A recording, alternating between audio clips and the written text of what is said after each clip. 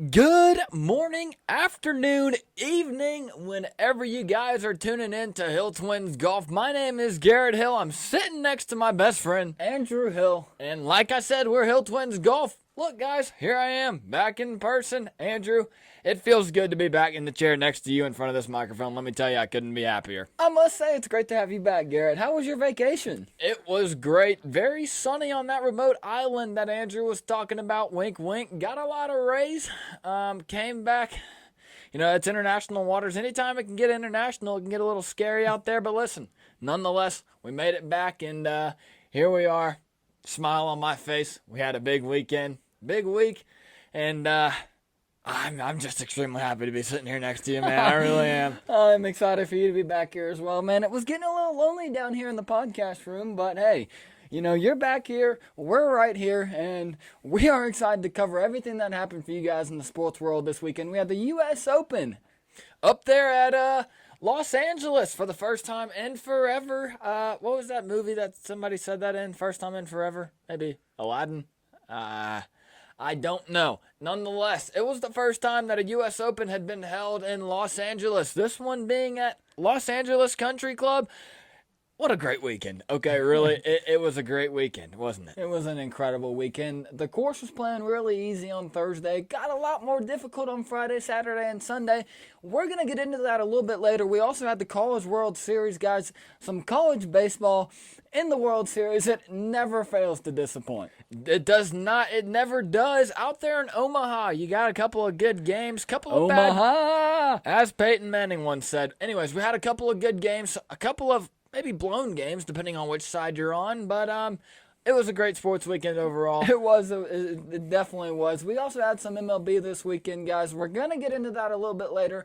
But, of course, we're going to start with the major championship we had this weekend at LACC. That'd be the 123rd edition of the U.S. Open. It was a great weekend. It really was. Like Andrew said, we had some very low scores coming in on Thursday.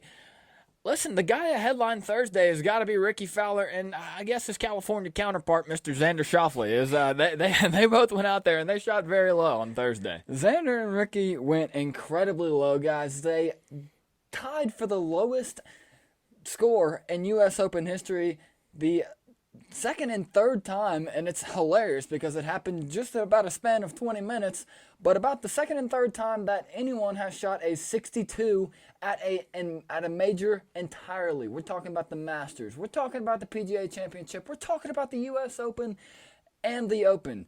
Third time that a 62 has been shot in a major championship. Something special on Thursday. How about that? It was really special. So special that a lot of people in the public were actually questioning the difficulty of Los Angeles Country Club. But I think the USGA kind of responded, hence Friday, Saturday, and Sunday, and they made the course a little bit tougher for the players. You didn't see as many low scores, but I mean, we got a pretty entertaining U.S. Open. You can't deny that. That's for sure. It was incredibly entertaining. The USGA really flexed their teeth after Thursday. They wanted to come after the players. It was a little bit of overcast on Thursday, so it made for incredible scoring opportunities for those professionals. But like I said, the USGA really flexed their teeth, and the course was playing incredibly difficult and incredibly firm throughout Friday, Saturday, and Sunday. It was indeed. I guess you could probably say that has to do with the marine layer. Listen, tell us a little bit about the marine layer. So the marine layer in California is, I believe, when warm air or maybe cold air travels over the warm humidity of the California and Pacific Ocean, and it causes for a marine layer. Andrew, what's the over-under on how many times we heard this phrase marine layer this weekend? Hey, the fact that I'm now knowledgeable in what a marine layer is, it's got to tell you we heard it a lot this weekend. Those commentators made sure to reiterate the fact that these guys were playing on a marine layer, and I guess it made for better scoring. It did make for better scoring. Once the sun came out, you finally saw the greens start to firm up. The course became a little bit more brown. I think that's what the USGA was going for.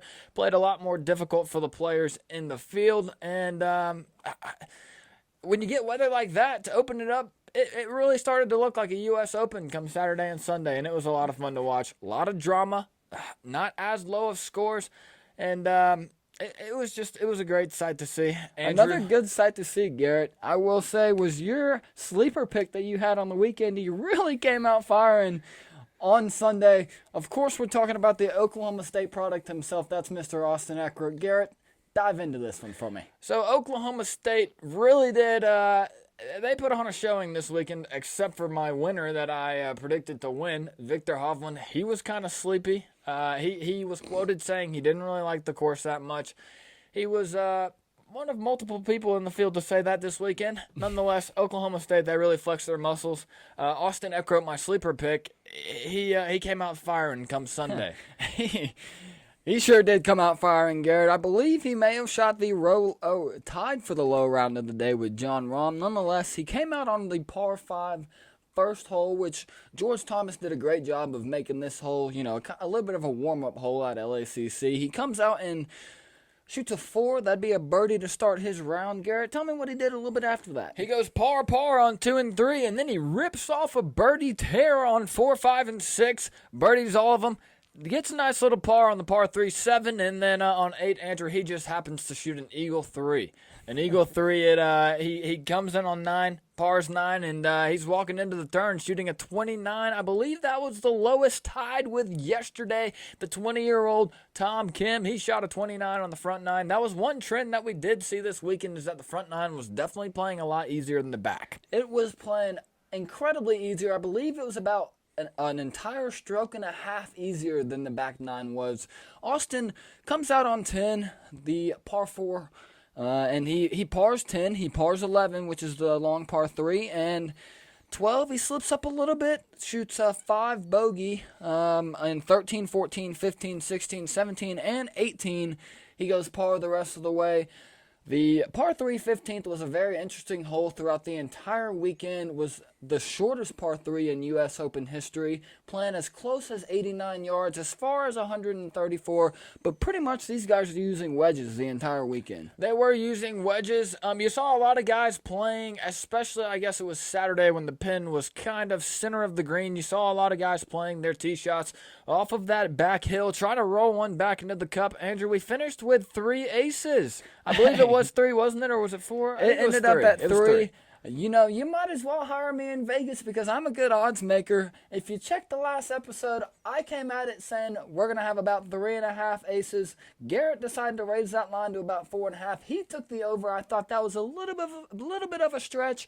It ends up at 3 aces on the weekend. Come Friday, my take being the over 3.5. It didn't look that bad because I believe going into Friday we had already had 3, did we not? It was looking incredibly well. Nobody aces the 15 on Saturday and Sunday. Played a tough hole. Anyways, nonetheless, Austin Eckler, my sleeper, as Andrew said, the Oklahoma State product. He walks into the clubhouse today, shooting a total of 5 under, and he was at 2 over coming into Sunday, and ended the day at 3 under, tied for 10th. So that's a top 10 finish for Mr. Eckler in a major. Top 10 finish in a major. It's great to see. It was great to see. Another thing that you really like to see was some late screamers on Sunday. We cannot keep talking without talking about Mr. Fleetwood. I'm not talking about the artist Fleetwood Mac. I'm talking about Tommy Fleetwood, the Englishman.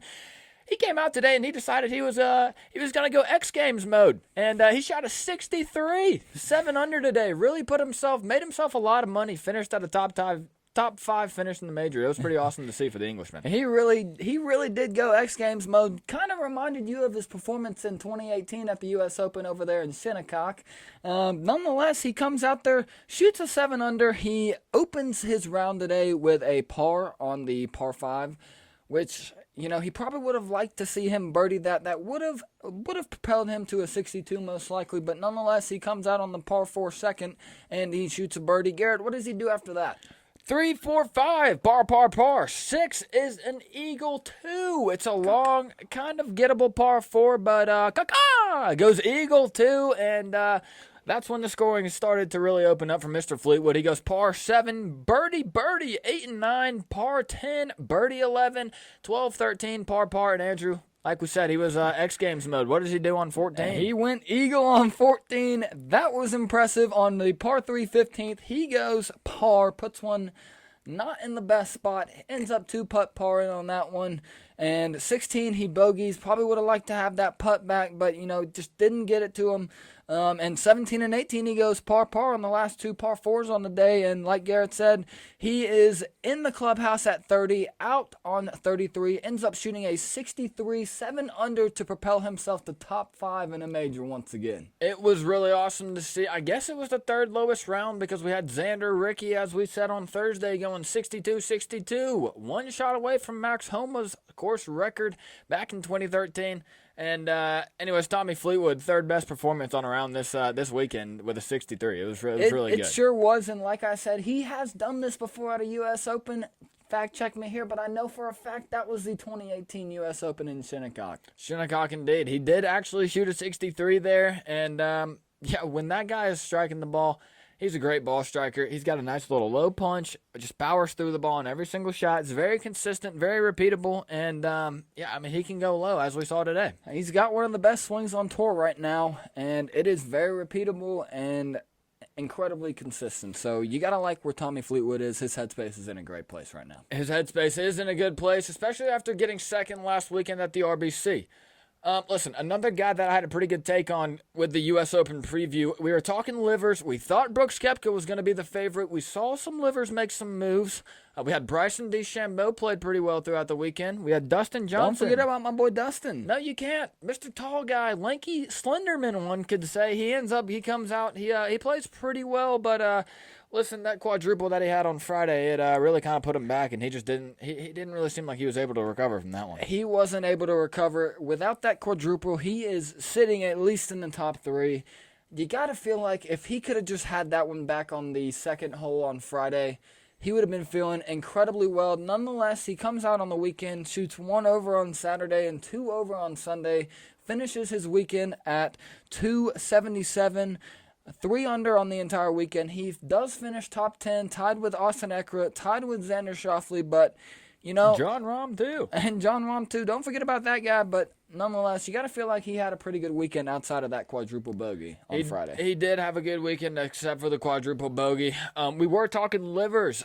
Cameron Smith, that's got to be the liver that... The Aussie. The Aussie, indeed. That's got to be... Oi, from down under. Where you going, lad? Get that kangaroo.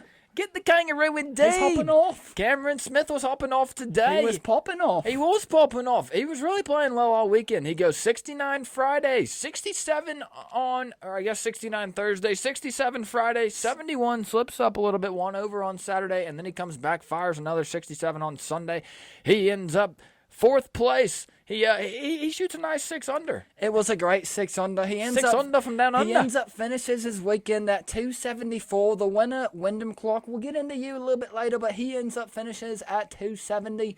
Only 4 shots back for the Aussie. You got to feel like his putter is feeling incredibly well heading into our final major of the season over there at Royal Liverpool. Royal Liverpool, indeed. And, Cameron Smith, he really likes to putt the ball. He doesn't, like we said on Thursday, he doesn't really line up his putts. He just reads it. He trusts his read, and he goes. And his putter, it went this weekend with Cameron Smith. He had a pretty solid performance this weekend at the LA Country Club. It looked pretty good for Cameron. I may name him Cameron Trinkle. Cameron Trinkle. Because he likes to trinkle a lot of his putts in there, lad. Drink. Listen, who were some other guys that stood out to you on the weekend? Well, something that stood out to me in its entirety throughout the entire weekend was Mr. Scheffler's putter. He switched to the bigger back. He stayed with Scotty Cameron. Didn't switch over to the TaylorMade mallet. He stayed with a nice, trusty Scotty Cameron. It was it's the second one after the thinner putter. I don't necessarily know the name. He switched, and it was looking okay for him. Anytime you go 67, 68, 68 for the first 3 days, you can't really complain about a putter. That means he's definitely hitting putts. But problem was on Sunday he shoots an even par, and he just kind of missed the putts that really mattered the most. Well, what he did on Sunday was he was leaving a lot of his putts short, and you do hate to see it because, like I said, he had a ton of confidence with the flat stick headed into the weekend. He ends up eagling the 17th yesterday, and then birdieing the 18th, which really propelled him. He was 7 under headed into Sunday's final round, and if I'm not mistaken, myself and a lot of people around America Had a feeling that Scotty Scheffler was gonna make some noise this Sunday. We thought he was going to make some noise. He was definitely a factor after that dream finish yesterday. Like Andrew said, eagle birdie. I mean, a guy like Scotty Scheffler, world number one, how can you not be pretty confident that he's going to make some noise come Sunday after a finish like that? But the problem is, like we said, he just missed the putts when it mattered, and he just couldn't really find his stroke. He Just left a lot of those strokes short. He did. He had a missed eagle opportunity. I'm not. What hole was that? I guess it might have been 8 that he had the eagle chance. That was 8, yes. It was 8. He left the eagle chance short. He ends up with a tap in birdie. So he goes 35 on the front, 35 on the back. Literally even. Ends up finishing for the tournament at 7 under. Like Garrett said, opens with 67, 68, 68, but just really could not get things going on Sunday. And just a little bit of a disappointing performance. You got to take a lot out of it, though, because his putter it had improved incredibly throughout the last few appearances that we have seen Scotty Scheffler in a golf tournament. It did improve. It did. Hopefully you can see him starting to make some putts come the fourth and final major in Royal Liverpool. It would be nice to see him get a major championship on the season. Nonetheless, you can't make him putt any better. The thing about Scotty is his ball striking is so good. It's not very mechanical, but the thing about his putter is he tries to be so mechanical with his putter. I think sometimes he often gets into his head.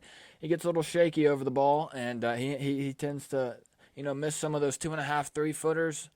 It's really tough to see. And whenever he is missing like that, it's usually he's just burning edges and just misses the correct part of the putter face. Unfortunately, he does end up finishing 3rd. Still a great paycheck there, but, he would have loved to break through for his 2nd major. I'll tell you another guy who would have loved to break through for his 5th major. That would be the Irishman himself. I'm sorry about that, guys. That's Rory McIlroy. Northern Ireland, just to be exact. You talk about a guy that missed some birdie putts come Sunday. He left a lot of opportunities out there. He really did. He was incredibly stagnant on the weekend. He does end up shooting a 69 on Saturday. Feels pretty good heading into Sunday. I believe he was at 10 under headed into Sunday. If I'm not mistaken, he was tied with Wyndham Clark, the eventual winner here at the U.S. Open. But Rory had to have been in a pretty good headspace headed into Sunday. He was at 9 under, just a slight correction because he shot even today. So he had to have been at 9 under. Nonetheless, that's a guy that he kept himself in it all come Sunday. He just missed on the birdie opportunities. He really did. He was leaving them short. He was burning a couple corners, and he couldn't ever find that second birdie after hole number 1. Garrett, I got to argue your take there. He was definitely at 10 under. Andrew, if you could explain to me how he was at 10 under when he shot an even 70, it's par 70 on the course, and he's at 9 under. How was he at 10 under yesterday if he didn't drop a stroke today after going even? That's a fact, guys. I'm sorry for trying to correct Garrett there. It was Ricky Fowler who was tied with Wyndham Clark headed into the Major Championship Sunday. I do apologize. Ricky Fowler was at 10 under headed into Sunday. Believe it or not, he walks into the clubhouse. That's a lot of red on a scorecard right there.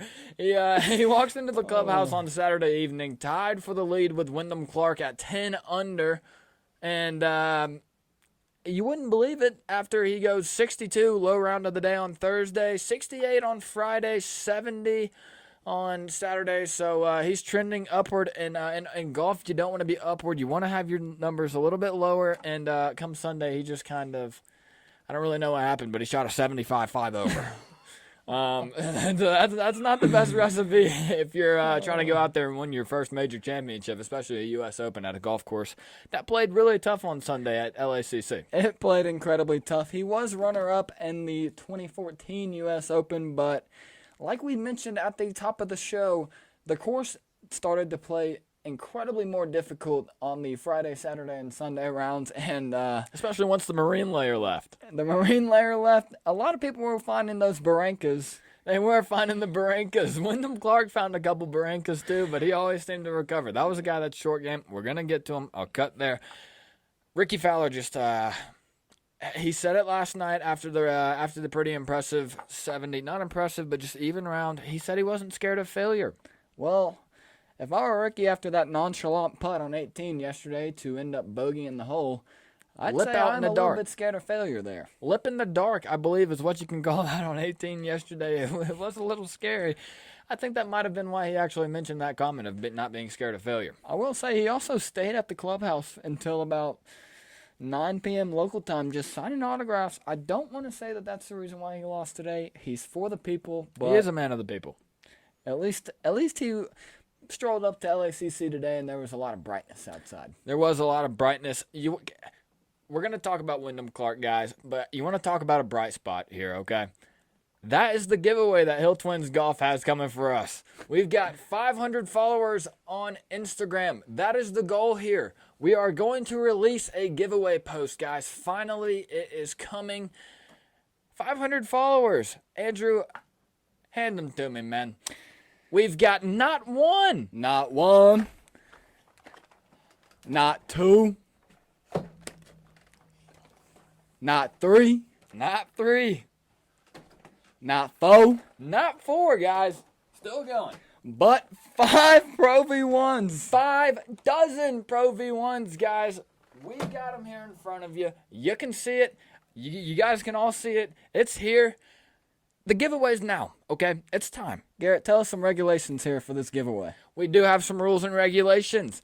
We're gonna get to a giveaway post. It's gonna be out either tomorrow, I believe it will be tomorrow morning, or afternoon. We're looking at all you gotta do. You gotta be following HillTwinsGolf. The goal is 500 followers. Once we get to 500 followers, we are going to give away 5 dozen Pro V1s. So one lucky winner. One lucky winner. That is 60 Pro V1s. Who does not want 60 Pro V1s? That is a bag upgrade. That is a bag upgrade. Not brand shaming here. Get the top flights out. Get the Cleveland balls out. The Strixons. Top flights again. Just get it all out, guys. All you have to do to enter this giveaway, whenever we do get out the giveaway post, you're going to have to like it. You're going to have to give HillTwinsGolf a follow on Instagram, a subscription on YouTube, and you got to tag 3 friends on the Instagram page. And if you want to tag 5, I believe that's 2 extra giveaway entries there. That is 2 extra giveaway entries. Like Andrew said, 3 friends on the Instagram post. We're trying to get this outreach to as many people as possible because we want as many people as possible to have a chance to upgrade every single golf ball they have in their bag. So we're talking tag 3 friends, 2 more friends if you want, I guess, 3 entries. And one lucky winner at 500 followers on Instagram will be drawn, and they'll have a chance to get 60 new Pro V1s. They sure will. And just to clarify here, guys, we're going to put every single entry into either a hat or just a random selector generator thing here. So it's going to be fair. We're not picking favorites here. It's going to be completely random. But that is what you have to do to enter the giveaway. Like the post. Tag 3 friends. Make sure you're following HillTwinsGolf, and you will have a chance, yes, yourself, to win 60 Pro V1s, 5 dozen, guys. That is a bag upgrade if I've ever heard of it. You want to hear about a bag upgrade or a trophy case upgrade? That is our boy, the Colorado native himself, Mr. Wyndham Clark. Wyndham Clark got the win. He won last month, I believe, maybe a month and a half ago at the Wells Fargo Championship. Elevated event. Elevated event, indeed. The guy has been in form. He's been playing good golf, and he finally put it all together for a solid weekend, and he walks away with his first major championship. His lowest finish, or his highest finish in a major before this U.S. Open, before the 123rd edition of the U.S. Open, was a T75. I believe it was in the 2021 PGA Championship. Garrett, he had never been here before, but to me it looked like he had been there about 5 or 6 times on Sunday. It did look like he had been here before, although he had not, as Andrew said, highest finish tied 78th. That's through 7 major championship starts. This is a guy that nobody really thought was going to win the golf tournament coming into it. I promise you right now, I'll be completely, blatantly honest. He wasn't on my radar to get this win this weekend. He sure was not. That is why we did not mention him in the last podcast. But Wyndham he's got an incredible story, guys. His mom, and I don't want to get super deep here, guys, but his mom unfortunately passed away from breast cancer back in 2014 when Wyndham was going up through the college ranks. He himself is actually an Oklahoma State product, transferring to Oregon, ends up winning Big 12. He went from Oregon to Oklahoma State. No, he went from Oklahoma State to Oregon, Garrett. I know that for a fact. He ends up Okay. winning Big 12 Player of the Year at Oklahoma State. Ends up winning Pac-12 Player of the Year in 2017 at Oregon. Nonetheless, guys, this guy is playing for something more than himself, and that is his mother, who unfortunately passed away from breast cancer. You want to talk about a confident golfer this weekend? That was Wyndham Clark. Wyndham Clark was very confident. He came into the weekend saying, "Sorry, guys, it's very hot in this house. If you see Andrew and I wiping off some sweat, that's because it's very, very hot I'll in just here." be completely honest with you guys. We've been having some air conditioning issues here as of late. We're trying to get the landlord over here or some AC fixer over here, but if you see us airing out our shirts or wiping off some sweat off our face, just please bear with us. I'm sorry about that. We are sorry about that. Another guy that was sweating this weekend, probably on 18, was Mr. Wyndham Clark when he had the entirety of the patrons at the U.S. Open LACC. Walking up with him on 18, listen, the guy came into the weekend. He said he wanted to play good golf. Not just good golf. He said he wanted to play, and I quote, cocky golf. In my opinion, there's a very fine balance between cocky and confident in everything in life that you do. I think Wyndham was very confident this weekend. It seemed like he was incredibly confident, did not really, he wasn't really in between shots, and that was one thing I noticed about him. Him and his caddy, John Ellis, shout out to John Ellis, he did a great job this weekend. He actually won caddy of the tournament. First U.S. Open caddy award. He sure did, but him and Wyndham, they performed incredibly well in the big moments. Wyndham had a terrible lie on the par 5 8th today. He ended up making his way. He wasn't even entirely in the Barranca, but if he was, it probably would have made for a better lie. But he was, what are those bushes called? The ones with they're super tall. They've got the kind of wheat bushes, maybe. I don't Yeah, know if they're actually it called looked wheat like bushes, but he was in the start of the Barranca. Fescue. And it was definite fescue. mean But fescue. he ends up, and guys, this is the final round of a U.S. Open, of a major tournament, and Wyndham Clark ends up walking up to that shot, and he just completely whiffs it, gets under it, kind of similar to what Rory McIlroy did on the 18th on Friday. And Harris English. And Harris English on Saturday, but nonetheless, just complete whiff, missed. And, he backs away from his ball, shakes his head, and I think that moment right there, if he was able to propel his way to saving bogey, which is what he was playing for after that whiff, I think he had to feel pretty confident that he was in pretty firm control of this golf tournament. He was in firm control. He shoots a 64 round 1, that's 6 under, 3 under round 2 at 67, 1 under round 3. It puts him at 10 under headed into Sunday. He shoots an even par. Like Andrew said, it was kind of an up and down Sunday, but Wyndham, he had a couple of bad shots. He ends up recovering really well on the bad shots, finds himself sneaking away with a couple of bogeys, and he walks away with the U.S. Open trophy. It was very nice to see for a guy like Wyndham Clark, Denver, Colorado native. It was incredible to see. And Hey, Denver's a lot of championships. I was as of thinking late. that before we got this thing started. Denver has been soaring in the right direction here. The Nuggets just recently off a NBA Finals. Shout out to Nikola Jokic. I hope you were back home just cooling on your horses over there in Serbia. I saw him at a Don't get too horse out of race. shape. Really? Yeah, I saw him at a horse race back in Serbia today. I did. That guy wanted nothing more to just be home watching his horses. He did want to be home. Another guy that's got to want to be home, that's Wyndham Clark, and he's bringing the trophy home with him this weekend. It's been great to see. Denver, Title Town? Is it Title Town? I don't know if I'd go that far just yet. It's been a long time since Denver got a Super Bowl. That would be my guy with the reflective forehead, Peyton Manning. Again, I'm sorry to shoot out another stray on back-to-back episodes, but hey, y'all got a couple of ways before y'all are Title Town. But nonetheless, guys, Wyndham Clark just really performed in the clutch here when it mattered the most. You got to think the guy's been playing in great form the last, like Garrett said, about month and a half. He won at the Wells Fargo elevated event. That's got to make his confidence soar. And he's gonna celebrate a ton after this major championship. That's one guy who does not like to keep his celebrations very low key after winning a golf tournament, as we saw last month at the Wells Fargo. Yeah, he likes to take his time, celebrate for a week like he did in the Wells He may not Fargo. even play this coming weekend. He may not at the Travelers. Listen, nonetheless, a guy like that, he really worked hard this weekend and he got it done for his family. It was great to see. His sister was actually there for the first golf tournament. Grandparents as well. Yes, And his dad. Yes, dad indeed. On Father's Day, they got to see him get it done. Listen, a guy like Wyndham Clark, you could see the emotion in his face right after hits that tap-in par on 18. That is another thing he was doing incredibly well this weekend was his lag putts. Lag putts win you U.S. Opens. Wyndham Clark saw that, and that's what he did well. He had a lot of lag putts. He never really got crazy. His speed was really, really controlled this weekend with the flat stick. Flat stick that happens to be the same flat stick as Ricky Fowler. And one guy, not by the last name Fowler, got it done with the guy that actually copied Mr. Fowler's flat stick with Wyndham Clark. That would be correct. Like I said, I'm not 100% sure, and I'm sure he's probably not 100% sure, but it's going to be interesting if he plays in the Travelers Championship that we have this upcoming weekend up there at a TPC golf course, the Players Championship course. Those are always pristine. That is located in Cromwell, Connecticut, a suburb south of Hartford. It is going to be incredibly interesting to see if Wyndham Clark is there this weekend in the field or just who we have. This is an elevated event. $20 million purse. He likes to play in those elevated events, but it's going to be interesting to see if that U.S. Open bender is going to extend into next weekend.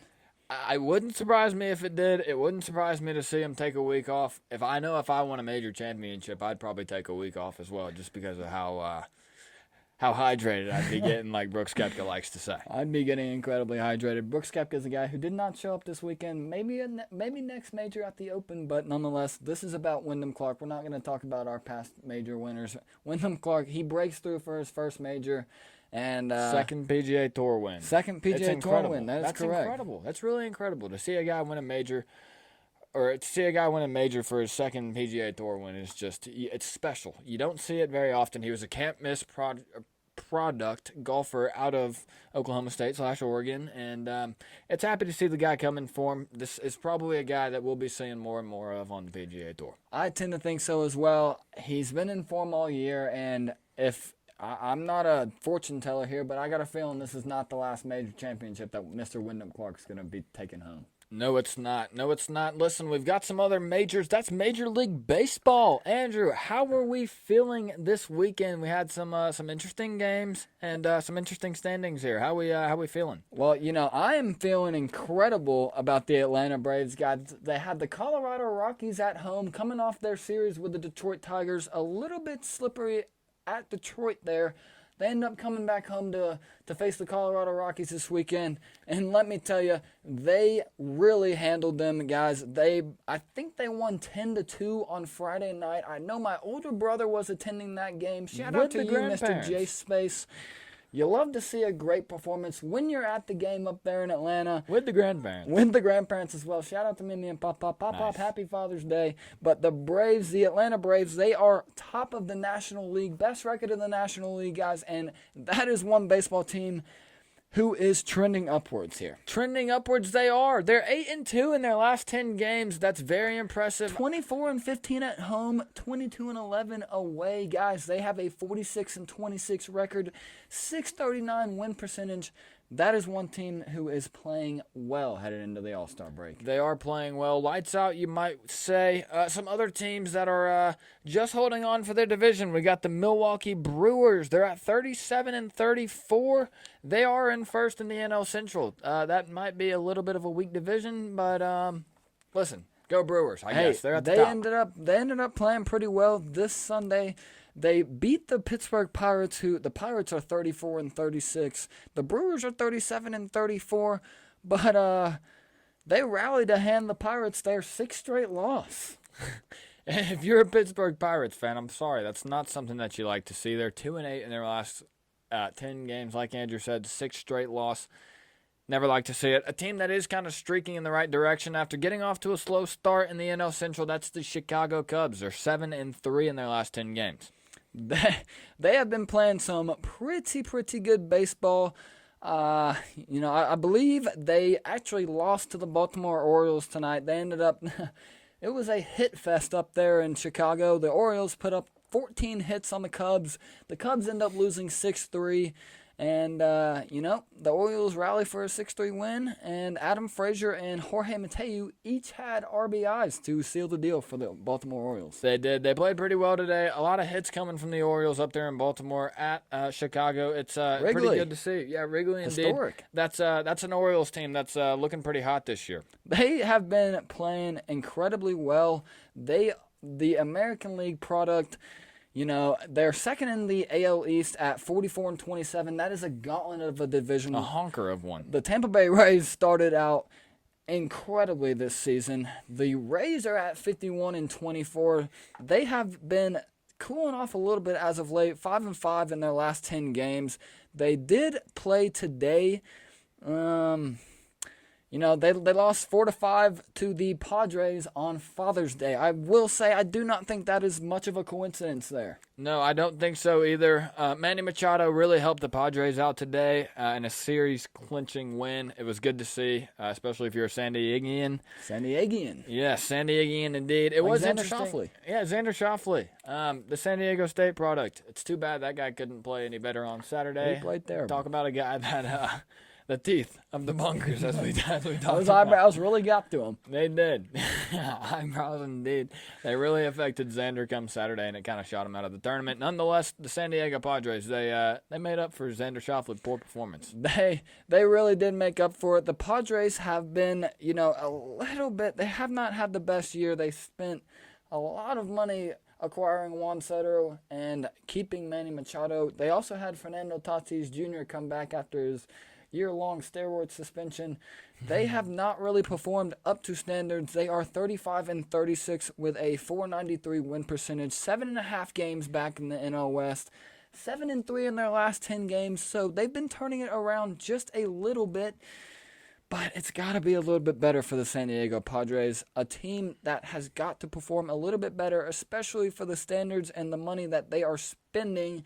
That would be the New York Yankees. Yeah, that's kind of a team that's been sliding in their last 10, 3-7. They're 39-33 in that gauntlet of the AL East.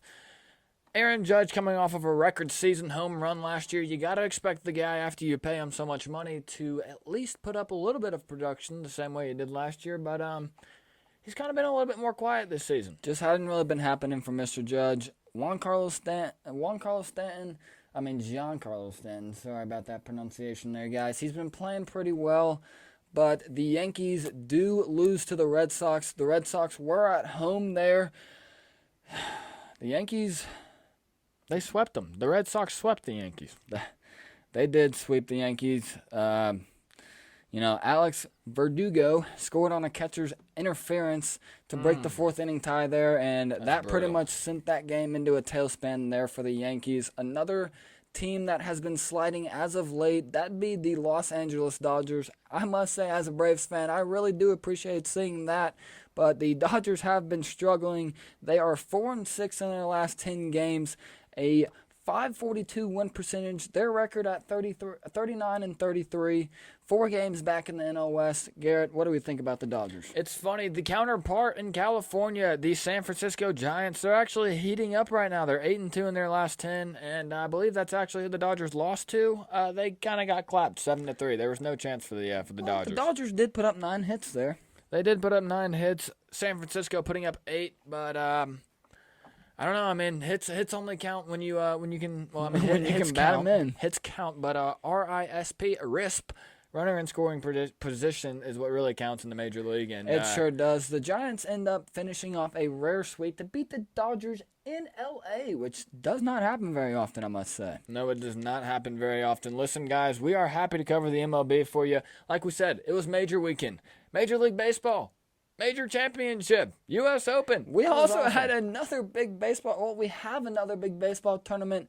That is the College World Series. Guys, on Friday, we had Oral Roberts versus TCU, as well as a ranked matchup between the Florida Gators and the Virginia Cavaliers. A couple of those Virginia players who were from pretty close to local from where we are, but unfortunately Virginia could not pull through. They end up losing in the nightcap to the Florida Gators 6-5 in the early game. Oral Roberts just pulls out a close one to beat the TCU Horned Frogs. The Horned Frogs have been seeing a lot of losses here in crunch time as of late. They have been seeing a lot of losses. Andrew, I'll be honest with you. This is something that's been going on last week. Me being out of the country, I hadn't really been keeping up with the College World Series, especially when a team that I don't like so much, being the Tennessee Volunteers, is in there. And they always like to claim that they get nuts and bolts screwed, but I don't know. I think LSU might have just been a better team this year. LSU, well, they ended up beating the Tennessee Volunteers. Oral Roberts is in a great place. That team is 52-12 heading into the College World Series. The Blaze brothers, they've actually got some brothers on their team. I believe with the last name Blaze, they end up hitting 2 clutch home runs in the 9th inning to propel Oral Roberts. Oral Roberts ends up scoring 4 runs in the top of the 9th to beat TCU 6-5. So you got to feel like TCU kind of choked that one. Headed into Saturday, we did have the LSU-Tennessee matchup. LSU is one of the favorites to win this College World Series. Very strong team this year. The 5th-ranked team heading into Omaha ends up beating the Tennessee Volunteers 6-3 in the first of a double elimination game. The entire tournament's double elimination, but the LSU Tigers find the winners bracket. They do. They do indeed. We also had a very, very entertaining game amongst the 8th seed Stanford Cardinal versus the number 1 seed Wake Forest. Demon Deacons, Andrew's favorite, Cameron Young, his alumnus. Wake Forest really pulled one out of their hat there by the hands of Mr. Danny Corona. Yeah, Stanford, they ended up taking a 1-0 lead in the first inning. Wake Forest ends up responding with a run for themselves in the second, and Stanford ends up responding to that run in the second with a run in the third, and throughout the rest of the game, that one was feeling pretty stagnant. Stanford up 2-1 heading into the top of the 9th, and like Garrett said, Mr. Danny Corona ends up playing some great baseball. It was 2-1 heading into the 8th inning, and Danny Corona shows out when he needs to, hits a 2-run single in the bottom of the 8th inning. Right up the middle. Right up the middle in the bottom of the 8th inning to propel Wake Forest Demon Deacons to a 3-2 win. They are also headed into the winners bracket of the College World Series. On Sunday, we had a very interesting matchup in TCU versus the 7th seed in the Virginia Cavaliers. Garrett, tell us a little bit about that one today. So TCU, a team that was not really slated to beat Virginia, they come out pretty strong, opening up with a run in the first inning. Virginia responds back with a run of their own. They go scoreless in the second. TCU gets one in the third. Virginia leaves a 0 on the board. They go zeros for the 4th and 5th inning. The 6th inning, TCU grabs another one. Adds a little bit of insurance. They do. At that point, they're up 3-1. Gets a little frisky there in the 7th and the 8th inning for TCU as Virginia responds back with 1 run in the 7th, 1 run in the 8th, but TCU responds back with a run of their own in the 8th, and they come away 4-3 on this one. TCU escapes their season ending early. Virginia, I must say, it's sad to see a couple of those local baseball players being eliminated in the College World Series, but nonetheless, props to you guys. You guys are, the fact that Virginia made the College World Series, they were a very stout team. We're going to see if they can come back and bounce back next year, but for right now, it is the TCU Horned Frogs keeping their season alive. Another team that is keeping their season alive, that is the Florida Gators. Florida Gators, they played really well today on Sunday against Oral Roberts. Kind of a slow start in the first inning. They kind of got things going in the second. Florida hangs 2 on the Oral Robert. What's their mascot, Andrew? I'm not 100% sure what that is. I think it's an eagle. It might be an eagle. I think it's an eagle because I've seen eagles at It does Oral look Roberts like an baseball eagle, games. maybe a falcon. We'll call it a feagle. So the Feagles, the Florida Gators, they hang 2 in the second inning. The Feagles hang 1 in the second inning. It's 2-1 going into the third. Zeros on the board for the third inning. Florida kind of opens up the scoring here a little bit. They hang 3 in the 4th inning on the Feagles. They sure do in the 4th. Rivera homers for the Florida Gators in the 4th. We also had another homer in the 4th by Heyman. I believe that was a 2-run homer. So the first one was a solo shot, and the second one was a 2-run homer. Oral Roberts responds with an interesting and rare inside the park homer, 2-run homer there In the 7th. in the 7th, and it just wasn't enough. It was an infield choice.